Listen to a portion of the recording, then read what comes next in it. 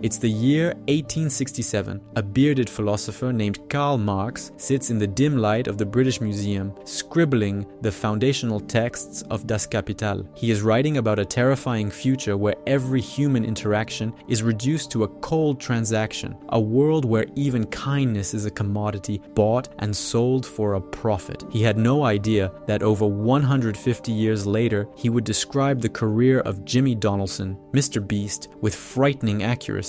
We view MrBeast as the internet's greatest philanthropist, a modern-day saint who builds wells and pays for surgeries. But through a Marxist lens, MrBeast isn't the solution to capitalism's failures. He is its final, most dystopian evolution. He has perfected an economy where human desperation is gamified, and charity is no longer an act of mercy, but a high-yield digital asset. Marx warned us that under late-stage capitalism, everything, even our empathy, would have a price tag. MrBeast didn't just find that price tag, he built a billion-dollar empire on it. This is how the world's most popular creator perfected the exact dystopian economy Marx predicted over a century ago: commodity fetishism. In the first volume of Das Kapital, Marx introduces a concept that explains why MrBeast's videos feel so mesmerizing yet so hollow. He wrote, "A commodity appears at first sight an extremely obvious trivial thing, but its analysis shows that it is a very queer thing,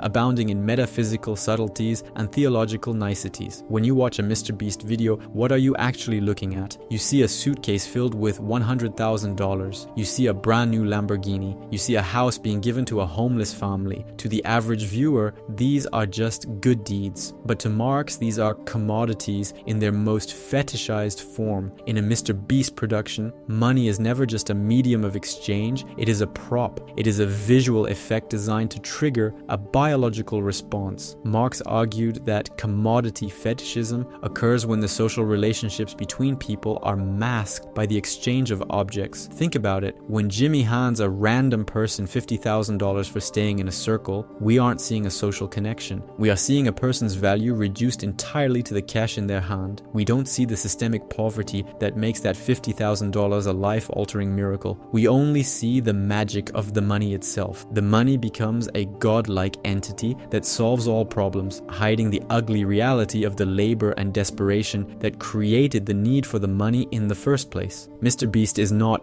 giving away money in the traditional sense. He is converting human struggle into a high-yield digital asset. Marx warned that in a capitalist society, all that is holy is profaned. The sacred act of charity has been stripped of its human soul and redesigned to satisfy a recommendation algorithm. It is the ultimate commodification. Kindness itself has become a product you can subscribe to. Human alienation. Marx's theory of alienation is perhaps his most haunting critique of how capitalism breaks the human spirit. In his economic and philosophic manuscripts of 1844, he wrote, "The worker becomes all the poorer the more wealth he produces, the more his production increases in power and range. The worker becomes an ever cheaper commodity the more commodities he creates." Now, look at a MrBeast challenge. A participant is placed in a white room for 100 days. Another is buried alive for 50 hours. Another survives in a wilderness for a week. On the surface, it's a game, but in Marx's terms, it is pure alienation. The participant is the worker, and their production is their own suffering. They are separated from their family, their environment, and their basic human needs, all to produce a spectacle for a global audience. Marx argued that under capitalism, the worker is alienated from their species essence, their true human nature. By placing people in sensory deprivation or extreme physical conditions just to pay off student debt or buy a house, MrBeast literally strips them of their humanity to see how much value can be squeezed out of their endurance. They aren't there because they want to play a game. They are there because they are economically coerced. In one video, a man stays in a circle for months to win money for his family. We watch his mental health decline. We watch him weep. This is exactly what Marx meant when he said the worker's labor becomes an object, an external existence that exists outside him, independently as something alien to him.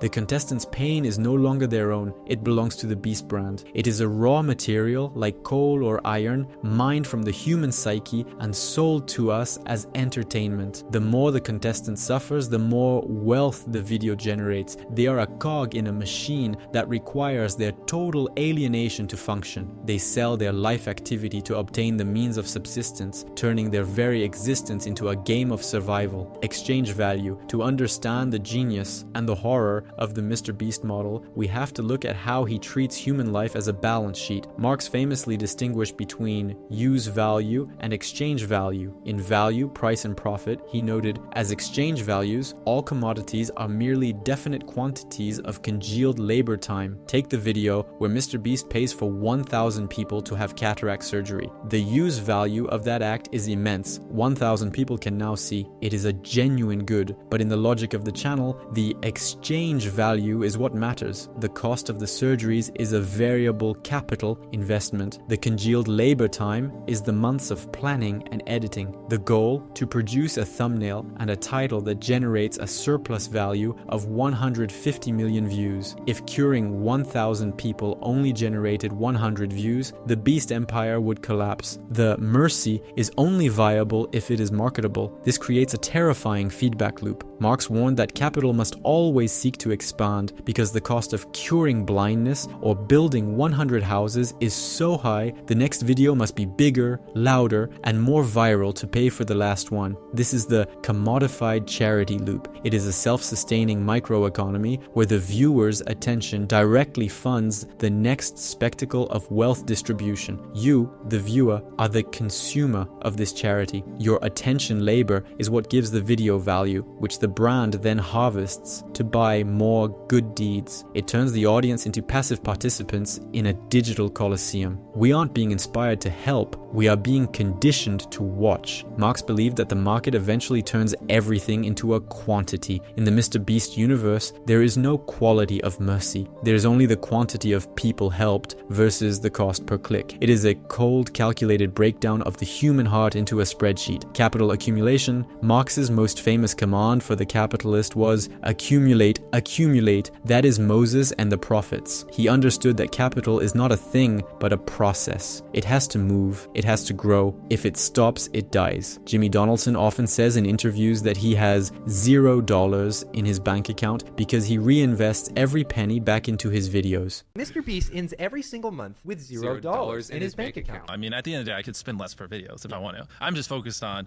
making the best videos possible, period. I don't care about making money. I don't care about time. I don't care about anything. I just want to make the best videos on the planet. But at any point, if I was like, oh, I need to stop losing money, I just, don't spend $1 million on the next video. Just spend $100,000. You know what I mean? Many see this as the ultimate proof of his selflessness, but to a Marxist, this is the most aggressive form of capital accumulation imaginable. Jimmy is not a person. He is the personification of capital. By refusing to consume his wealth and instead dumping it back into production, he is accelerating the growth of his beast empire at a rate that traditional charities could never dream of. Marx described the MCM cycle. Money is converted into a commodity, which is then sold for more money. MrBeast has perfected the MSM cycle. Money is converted into a spectacle, which is then sold for more money. Because he reinvests 100%, he is able to build a monopoly of attention. He creates a barrier to entry so high that no other creator can compete. This is the microeconomic engine your client asked about. By operating at a break-even point on individual videos, he is actually building a massive, high-yield digital asset, the brand itself. This brand can then launch Feastables, MrBeast Burger, and massive merchandising lines. The charity is the marketing department for a global conglomerate. Marx warned that as capital accumulates, it centralizes. We see this today. One man now controls the charity narrative for the entire internet. He has become a private state, providing the services like water, housing, and healthcare that the actual state has failed to provide. He is the benevolent dictator of the digital age, exactly the kind of prince of industry Marx feared would replace traditional society. The reserve army.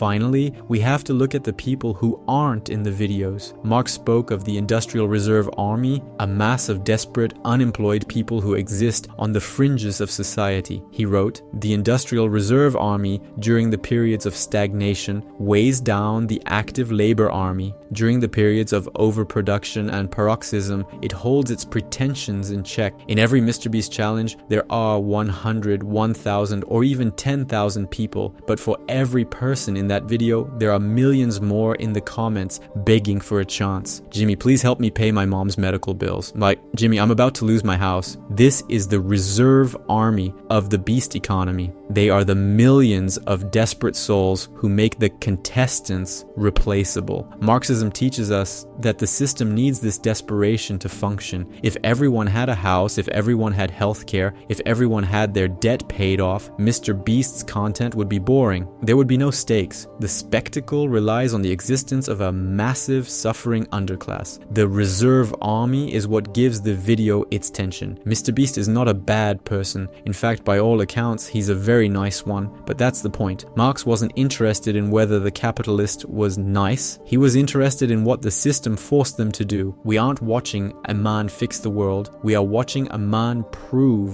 that the world is broken beyond repair. And the scariest part, we can't stop watching. We are the ones providing the living labor of our attention, keeping the vampire alive.